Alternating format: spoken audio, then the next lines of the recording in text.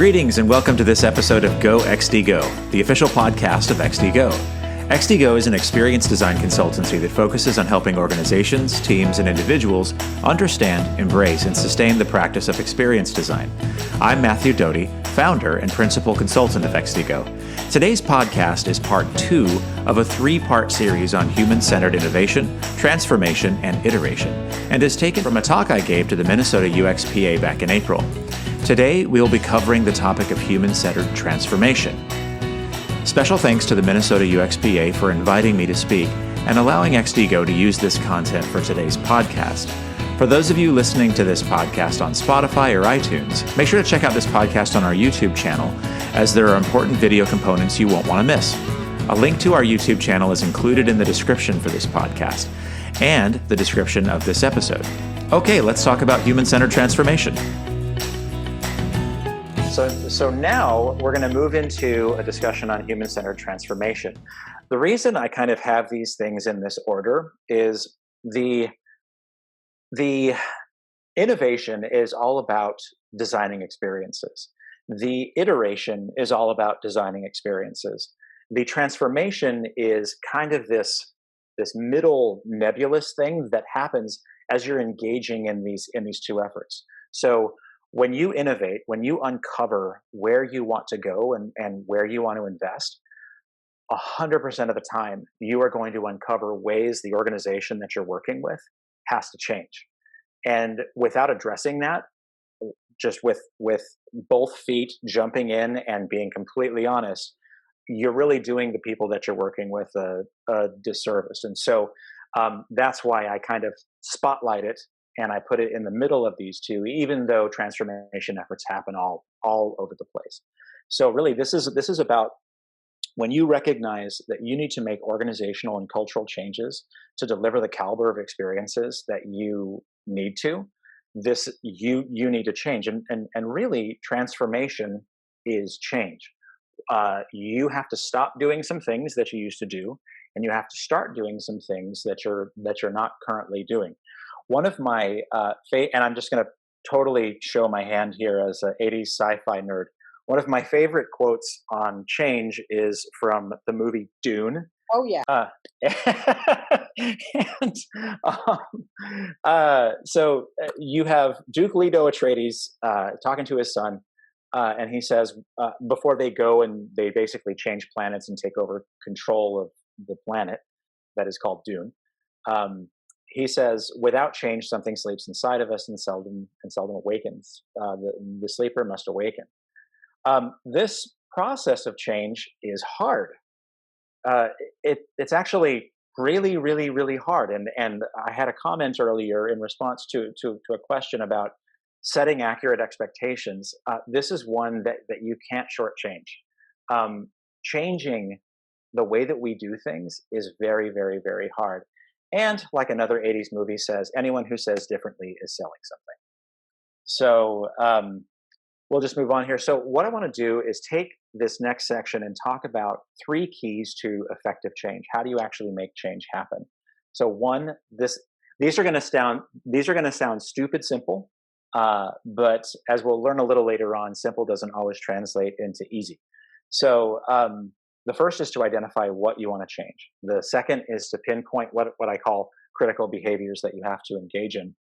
And then the third is to actually experience those critical behaviors, actually engage in the things that you have to do that you want to change. So let's talk about this first one, identifying what you want to change. The reason I call this out is not so much for an individual, but more when you're working with others, when you're working with a team, when you're working with a department, when you're working with an organization.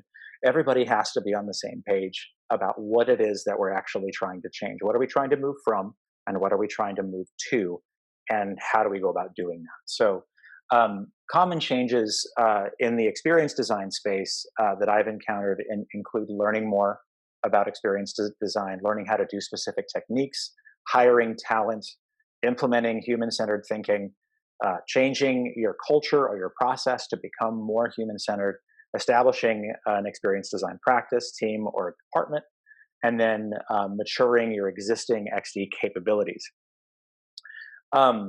So this is when we think about innovation and the types of changes that innovation reveals from an XD standpoint. This is what I see most often. And so, no matter what change that you've identified, whether it's on this list or something else, that leads us, once we're very very clear on what we need to change and what we're trying to do, that brings us to our second key, which is to pinpoint critical behaviors. And we start with a little picture of an acorn, and I'll explain the acorn in just a second. Um, Critical behaviors are small and simple.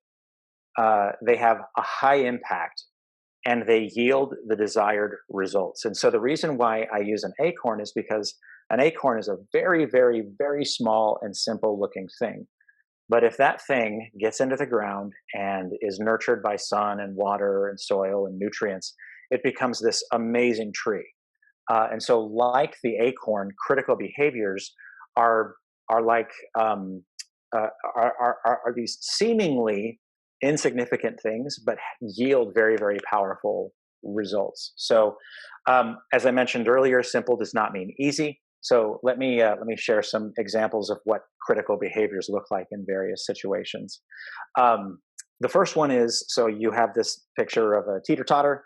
The critical behaviors to move the teeter totter from one side to the other might include the person on the left leaning back, or the person on the right leaning forward, or the person on the right getting off completely. Those would all be very simple behaviors, and in this case, those are pretty easy behaviors to engage in. So now let's level up. When we talk about maintaining a healthy weight, I think all of us would agree that there are a couple of critical behaviors that are very easy to understand, but make gaining and maintaining a healthy weight very very difficult. And I'm very confident in saying this because for the last several years, I have been one that has kind of battled with how do I maintain a healthy weight? How do I, I get on the scale every morning, and I try to stay consistent. But it's a struggle, and it's not easy. There's a little personal vulnerability there for you. The final one is, what are the critical behaviors to maintaining not just a healthy weight, but a healthy relationship with your significant other? Um, there are there is some unanimous agreement on what the critical behaviors are to nurturing and maintaining a healthy relationship. But all of us who either are or have been in relationships can testify that it's not easy. And so it's this is one of the things that I think makes critical behaviors difficult, because they're easy to pass up as insignificant, and once we start engaging, it's their simplicity is deceptive, because actually doing it can be very very hard. So, for example, let's take one of the changes that I listed earlier. Let's say we came out of our innovation efforts and we realized that we need to establish an XD practice within the organization. I'm going to list out 4 critical behaviors that I have noticed be wildly successful in setting up XD practices. So the first is to actually experience your audience. If you are in an organization and you want to see that organization establish an experience design practice or adopt human-centered practices, you have to be the one to step forward and start experiencing your audience. And what I mean is getting in their heads, doing research, even when you don't have permission to. I know we're recording this, but even if you don't have permission, do something to experience your audience and demonstrate the benefits. Second, make your thinking tangible. So it does, especially if you're one of these people who is kind of a lone voice crying in the wilderness in your organization. You're the only person who's kind of beating the cowbell of hey, we need to do more. We need to be more human centered. In addition to experiencing your audience, you have to make your thinking tangible. You've got to create artifacts. You've got to create a visible representation of who your audiences are and why it matters to pay attention to what they want. The third is to take a collaborative stance. It is so easy to engage in an us versus them mentality when you're dealing with people who have competing objectives. It's kind of in our DNA to kind of stick with our tribe and make enemies out of all the other quote unquote tribes. But resist that and take a collaborative stance. And even when you feel like you have to eat crow, be collaborative. And then finally, practice something that I call tactful persistence.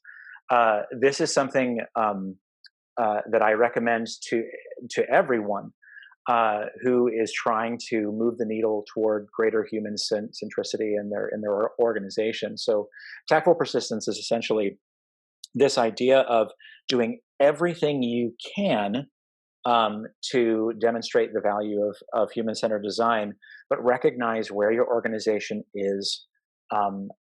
Meet them where they are, even if it's woefully below what you believe to be ideal. Meet them where they are, and gently try to nudge them in the right way, but do so persistently, and then be there for them when they're ready to take the next step. So, listing those four critical behaviors, I hope you can see how, again, like the previous slide, these are simple, but they're not easy because they require a lot of commitment. They require a lot of work, a lot of kind of eating humble pie. But I can promise you that it's worth it. We have a question out Sure. on just one, a quick one. A question around, you're talking experience design and human-centered design, and the question is, how are the theories? How are they different from the design thinking that people have been talking about for years? They're really not. Okay. It's so I had a slide earlier that talked about. So this is. I'll just pause here and say this is gospel according to Matthew Doty. So. So the idea is that there are a lot of things out there: design thinking, experience design, customer experience design, interaction design. All of these things have kind of at their core this common foundation of human-centered design. So that's kind of the hierarchy of concepts as I see it. So if you have somebody who says that they do interaction design, and you have somebody who says that they do design thinking, and you have somebody that says that they do design research, what unites all of us is this notion of putting the people at the center of our decisions, and that notion is human-centered design. Perfect. That's kind of how I view it. So somebody who practices design thinking uses the principles and techniques of human-centered design to do their job. Somebody who practices design research uses the principles and techniques of human-centered design to do their job, and on and on and on. Awesome. Cool. Let's see here. So the final one, key number 3 to realizing effective change, is experiencing the critical behaviors. And I'm so excited that I get to share this next slide because it's my favorite slide to share, and I try to share it as many presentations as I possibly can. So this is, I just love this quote. There are 3 kinds of people: the one that learns by reading, the few who learn by observation, the rest of us have to pee on the electric fence for ourselves. And really what this means is most of us as human beings learn best through actual direct experience with something. In this case, if we pee on the electric fence, we learn that we don't ever do that again. So really, again, the point is that there are kind of 3 ways of persuading people to change. One is direct experience, the other is indirect or vicarious experience, which we'll talk about, and the other one is verbal persuasion. Of those 3, direct experience is the most powerful. Running a close second is vicarious experience, which the next slide is about, and trailing at a distant third is verbal persuasion, which is hilarious because I think a lot of us try to resort to verbal persuasion and just we'll bang our heads against the wall verbally to get people to change their ways, but really it's direct and indirect or vicarious experience that will help people change. And so what I mean by vicarious experience is When we observe somebody doing something, we are more likely to do the same thing, especially if we see that person as like us and they get rewarded or punished um, for engaging or not engaging in a certain behavior. And all of us who have taken Psychology 101, I'm sure, remember the Bobo doll experiment, which these pictures are from. But this is a foundational study in behavioral psychology that basically demonstrated that when children saw a video of a person interacting with a Bobo doll and beating it up in a certain way, that when those children were placed in a room full of toys, they exhibited the same behaviors. And since this kind of foundational study, there have been a bunch of other studies done on modeling and vicarious experience and its effects on behavior. But really, the point here is if we can't, let's say there's somebody that we're trying to get to change their mind. If we can't get them direct experience with what we're trying to get them to do, if we can either ourselves demonstrate the benefits of doing that thing or find someone that they love and trust who has done it and had a really positive outcome, that will help move the needle much faster and in a more meaningful and permanent way than if you try to verbally badger them, if that makes sense. So so then the final thing is, in all of this, there are really two foundational questions that we have to be constantly asking ourselves and asking of the people that we're working with. So when we think about what we're trying to change and what's required of of us to make those changes, the first question that we have to ask is, can we do it? Can I do it? Can my coworker do it? This is really a question of ability. Do we have the ability? And then finally, is it worth it? So these are very, very simple questions. And if you find that you're in a situation where either you keep making the same mistake or you keep making certain choices, or somebody that you're trying to work with keeps making choices that you wish they wouldn't make, ask yourself, do they have the ability to behave differently? And then if they do, is it worth it to them? Depending on the answers to those questions, that's how you'll know where to at least start any efforts to try to influence change. So this is the last slide for human-centered transformation. I do want to pause before we get into human-centered iteration and see if there are any additional questions about the changing of minds and hearts. We have just one open question at the moment, and it's kind of a bigger one that's much broader. It's about what's the right word when you're when seeking work in the field. What is the right word? IA, XD, UX, UXD, etc. I'll hit you with another. It depends. It depends on the problem that you're trying to solve, or that your potential employer is trying to solve. Oftentimes, somebody will be looking for a UX designer, and I have learned that I have to ignore the title and dive into the job description to see what they're actually after. If the UX designer job that I'm looking at really is all about talking to customers and doing a bunch of research and things like that, then really I know what I'm dealing with is more of a design research role, and so I would probably try to lean into some of those terms. If somebody is looking for, I'll just use the same title. If somebody's looking for a UX designer, but really the job description is all about front end code. And I'm really hoping there's a lot of people laughing out there, because that seems to be more often the case than not. Yeah. I would lean into language around front end development and stuff like that.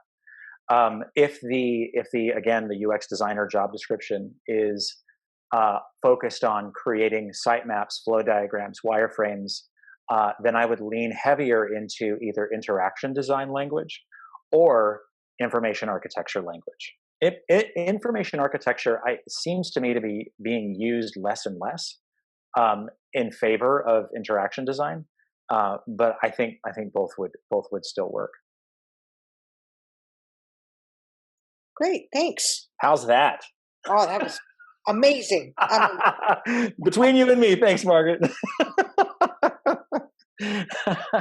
Any other questions about making the changes necessary, changing the culture, changing the way that we do things before we jump into human-centered iteration? I have one more question that just came up. You are working with a company, and let me start that over. If you're working with a company that is very driven by quantitative metrics like conversion rates and revenue, how do you change to a more human-centered measurement? Oh, I love this question. Yeah. Oh. and a little follow-up. And do you have any examples? Yeah. Right. So to stop the bleeding, so I'm going to give you a Band-Aid answer, and then I'll give you so it sounds like the real question is, how do you get people to move from those types of metrics towards something that is actually more about how are people experiencing this thing? That's what I'm hearing. But I want to answer two questions. One, because the first thing that I would do is try to demonstrate how human-centered design impacts and helps the business achieve what they're already measuring. So that is going to be your first line of defense. Instead of trying to get them to change what they're measuring, first off, you need to demonstrate clearly how human-centered design is helping improve conversion rates and the other metrics that were listed.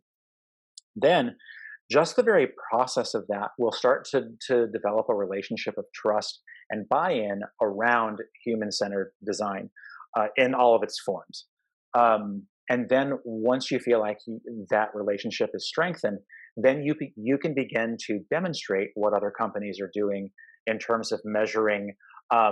So Forrester has this CX index that it can measure that it does. It's a customer experience index, and that's something that's kind of on the rise. And companies engage with Forrester to have them measure their customer experience index. And there's lots of ways that they go about doing that. I'm assuming most folks on the call are either aware of or otherwise fans of Jared Spool. He actually has a lot of really good commentary on alternatives to NPS.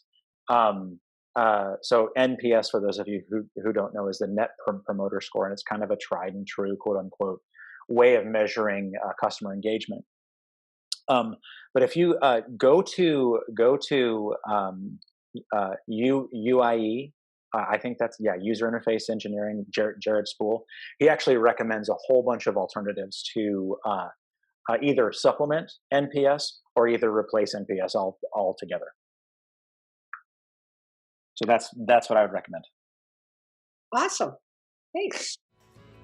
Okay.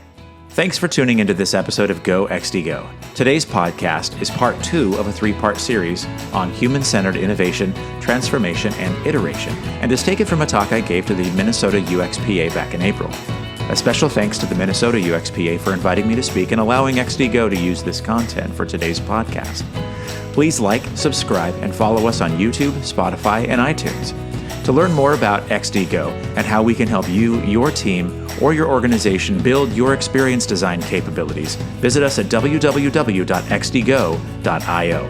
Until next time, this is Matthew Doty, founder and principal consultant of XDGO, signing off.